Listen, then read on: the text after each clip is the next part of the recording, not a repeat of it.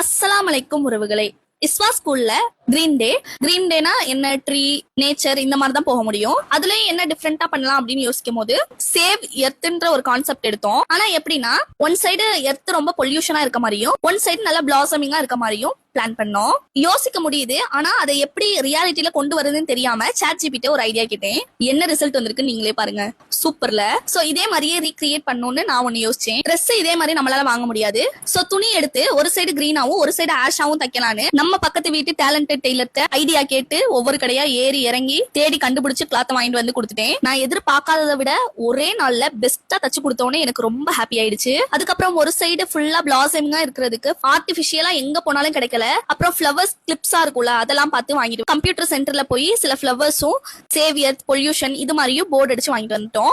எல்லாமே வாங்கிட்டு வந்துட்டேன். ஆனா இதெல்லாம் எப்படி ஒட்டுறது அப்படின்றதுல ரொம்ப கன்ஃபியூஸ்டா இருந்துச்சு. எப்ப நான் எந்த கஷ்டப்பட்டாலும் இறைவன் உருவத்துல எனக்கு ஒரு ஆள் வருவாங்க.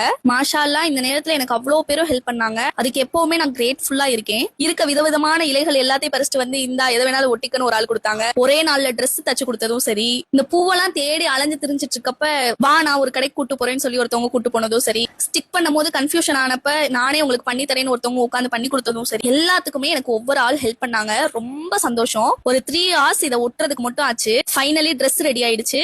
இஸ்வாவும் சூப்பரா ஸ்பீச் எல்லாம் கத்துக்கிட்டா. ரிசல்ட் எப்படி இருக்குன்னு நீங்களே பாருங்க.